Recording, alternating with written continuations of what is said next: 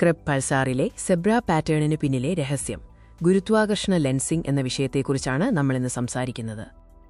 ആദ്യം നമുക്ക് Kreb pulsar എന്താണെന്ന് നോക്കാം. ഇത് ഒരു ന്യൂട്രോൺ നക്ഷത്രമാണ്. 1054-ൽ ചൈനീസ് ജാപ്പനീസ് ജ്യോതിശാസ്ത്രജ്ഞർ നിരീക്ഷിച്ച ഒരു സൂപ്പർനോവയുടെ അവശിഷ്ടമാണ് ക്രെബ് പൾസാർ. ഈ പൾസാറിൽ നിന്ന് വരുന്ന റേഡിയോ തരംഗങ്ങളിൽ ഒരു പ്രത്യേക തിളക്കമുള്ള വരകളുള്ള പാറ്റേൺ ശാസ്ത്രജ്ഞർ ശ്രദ്ധിച്ചു. ഇതിനെ സെബ്ര പാറ്റേൺ എന്ന് വിളിക്കുന്നു. ഈ പാറ്റേണിനു പിന്നിലെ കാരണം കണ്ടെത്താൻ 2 പതിറ്റാണ്ടുകളായി ശാസ്ത്രജ്ഞർ തീവ്രമായി അന്വേഷണം നടത്തുകയായിരുന്നു.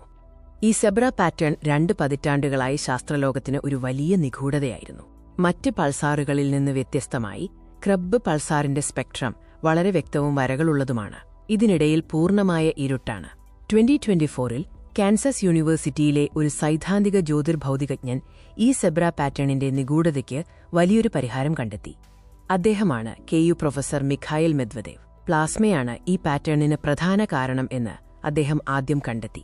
പൾസാറിലെ പ്ലാസ്മ ചാർജ് ചെയ്ത കണങ്ങൾ ഇലക്ട്രോമാഗ്നറ്റിക് പൾസുകളിൽ വിഭംഗനം, ഡിഫ്രാക്ഷൻ ഉണ്ടാക്കുന്നതാണ് ഈ സെബ്ര പാറ്റേണിന് കാരണമെന്ന് അദ്ദേഹം മുമ്പ് കണ്ടെത്തിയിരുന്നു. എന്നാൽ നിരീക്ഷണത്തിൽ കണ്ട ഉയർന്ന കോൺട്രാസ്റ്റ് വിശദീകരിക്കാൻ കഴിഞ്ഞിരുന്നില്ല. ഇപ്പോൾ അദ്ദേഹം അവസാനത്തെ ഭാഗം കണ്ടെത്തി. അത് ഗുരുത്വാകർഷണ ലെൻസിംഗ് ആണ്. മെദ്വദേവ് പറയുന്നതനുസരിച്ച് ഗുരുത്വാകർഷണം സ്പേസ് ടൈമിന്റെ ആകൃതി മാറ്റുന്നു.